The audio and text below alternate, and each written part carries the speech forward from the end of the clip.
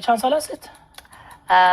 89 تولدم است، فکر میکنم 20. 87 سال. خب آوازخوانا وقتی که اسم مثال خود 29 ساله میگن یا خودش تک میگیرن و به خاطر از است که میخواین کلاینت پیدا کنن یا ای که کلاینتاشون از استشان نره و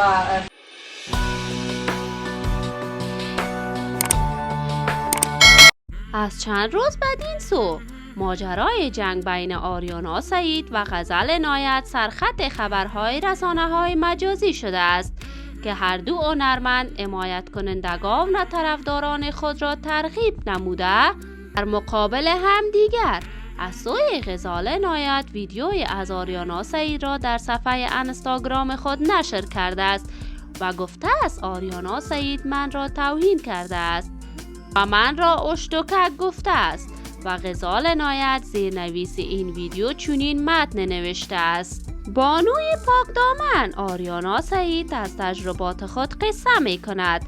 عزیزان خوب دقیق گوش بدهید، ما که سن سال خود را خرد میگیم دنبال مشتری هستیم و ایشان بانوی پاکدامن است و همیشه که دهن باز می کند فقط گل می پاشد. واقعا خیلی برایم سخت است که ویدیوی این خانم مکار را در صفحه‌ام پست می کنم، اما باور به خدا کنید که مجبورم ساخت. دیگر نمی توانم خاموش باشم و دیگر توان شنیدن این همه توهین و تحقیر، تمسخر و بی‌تربیتی را از این زن ندارم. شما که حالا ویدیوی این خانم را مشاهده می کنید در مورد تربیت و ادب این خانم چی نظر دارید؟ فقط یک بار می خواهم خود را در جای من قرار بدهید.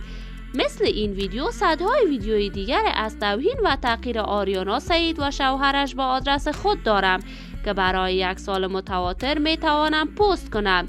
دیگر قضاوت با شما. که نکنه کورس مثال از این بالا شده است و من باید پشت یک هنرمند سنخورد برم و بغیر از این مجبوری دیگه چی دلیل می باشه که گانم سنسال خود بگیرم. این ماجرا اختلاف و جنگ میان آریانا سعید و غزال عنایت با واکنش‌های تند طرفداران هر دو هنرمند قرار گرفته است و چنین متن‌هایی نوشته کردند: طرفدار آریانا سعید نیستم، مگر امی خودت هم 29 ساله نیستی؟ راست میگه. خب بعد آدم میآید کته کته زنکه ها میایین 29 ساله میمانین، خدا کلان هستین؟ تو را به خدا کجای تو به 29 ساله میماند؟ خود را رشخند جور میکنید. آل چی ضرور که قدر دروغ کلان هم بگوین. پینجا هم که باشی طرفدار خودت داری. این پیام عدیه جان یکی از علاقمندان آریانا سعید می باشد. اطلس موزیک چنین گفته است: باعث تاسف است که یک خانمی که خود را 50 ساله می گیرد و به خود حق توهین می دهد تا دیگران را به اصطلاح فحاش خطاب کند. آیا این تجربات خود خانم آریانا سعید از مشتری پیدا کردن است؟ و مانند این هزاران علاقمندان هر دو هنرمند اینها را نقد و نظر کرده است. دوستان عزیز، شما هم نظریات خود را در کامنت با من شریک بسازید. اگر تا هنوز دوست کانال من نشدید پس برای حمایت از من علامت سابسکرایب را فشار دهید، ویدیو را لایک نموده و با عزیزان خود شریک سازید. تا درودی دیگر، بدرود.